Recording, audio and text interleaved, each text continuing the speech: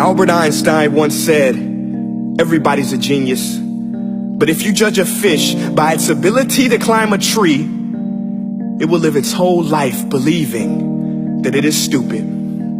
Ladies and gentlemen of the jury, today on trial we have modern day schooling. Glad you could come. Not only does he make fish climb trees, but also makes them climb down and do a 10-mile run. Tell me, school, are you proud of the things you've done? Turning millions of people into robots, do you find that fun? Do you realize how many kids relate to that fish? Swimming upstream in class, never finding their gifts, thinking they are stupid, believing they are useless? Well, the time has come, no more excuses. I call school to the stand and accuse him of killing creativity, individuality, and being intellectually abusive. He's an ancient institution that has outlived his usage. So, Your Honor, this concludes my opening statement, and if I may present the evidence of my case, I will prove it. Proceed. Exhibit A. Here's a modern day phone. Recognize it? Here's a phone from 150 years ago. Big difference, right? Stay with me. Here's a car from today, and here's a car from 150 years ago. Big difference, right? Well, get this. Here's a classroom of today, and here's a class we used 150 years ago. Now ain't that a shame? In literally more than a century, nothing has changed. Yet you claim to prepare students for the future? But with evidence like that, I must ask, do you prepare students for the future or the past? I did a background check on you and let the record show that you were made to train people to work in factories, which explains why you put students in straight rows, nice and neat, tell them sit still, raise your hand if you want to speak, give them a short break to eat, and for 8 hours a day, tell them what to think. Oh, and make them compete to get an A letter which determines product quality, hence grade A of meat. I get it. Back then, times were different. We all have a past. I myself am no Gandhi. But today, we don't need to make robot zombies. The world has progressed. And now we need people who think creatively, innovatively, critically, independently, with the ability to connect. See, every scientist will tell you that no two brains are the same. And every parent with 2 or more children will confirm that claim. So please explain why you treat students like cookie cutter frames or snapback hats, giving them this one-size-fits-all crap. Watch your language. Sorry, Your Honor, but if a doctor prescribed the exact same medicine to all of his patients, the results will be tragic. So many people will get sick, yet when it comes to school, this is exactly what happens. This educational malpractice, where one teacher stands in front of 20 kids, each one having different strengths, different needs, different gifts, different dreams, and you teach the same thing the same way? That's horrific. Ladies and gentlemen, the defendant should not be acquitted. This may be one of the worst criminal offenses ever to be committed. And let's mention the way you treat your employees. Objection. Overruled. I want to hear this. It's a shame.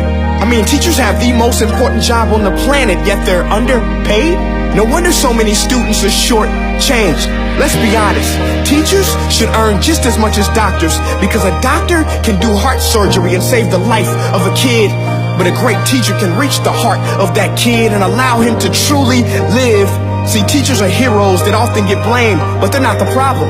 They work in a system without many options or rights. Curriculums are created by policymakers, most of which have never taught a day in their life. Just obsessed with standardized tests. They think bubbling in a multiple choice question will determine success. That's outlandish. In fact, these tests are too crude to be used and should be abandoned, but don't take my word for it.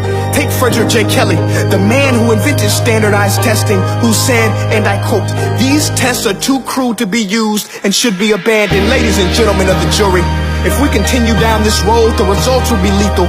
I don't have much faith in school, but I do have faith in people. And if we can customize healthcare, cars, and Facebook pages, then it is our duty to do the same for education, to upgrade it, change it, do away with school spirit, because that's useless. Unless we're working to bring the spirit out of each and every student, that should be our task. No more Common Core. Instead, let's reach the core of every heart in every class. Sure, math is important, but no more than art or dance. Let's give every gift an equal chance. I know this sounds like a dream, but countries like Finland are doing impressive things. They have shorter school days. Teachers make a decent wage. Homework is non-existent, and they focus on collaboration instead of competition. But here's the kicker, boys and girls. Their educational system outperforms every other country in the world. Other places like Singapore are succeeding rapidly. Schools like Montessori, programs like Khan Academy. There is no single solution, but let's get moving. Because while students may be 20% of our population, they are 100% of our future. So let's attend to their dreams, and there's no telling what we can achieve. This is a world in which I believe, a world where fish are no longer forced to climb trees. I rest my case.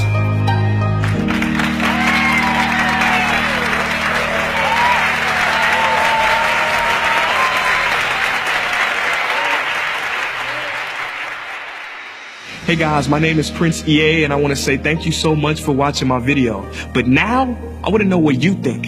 How can we together create a more efficient, effective, and just better future of learning? I want you to visit nestday.com/preorder the future and share your thoughts and ideas on the topic. Peace.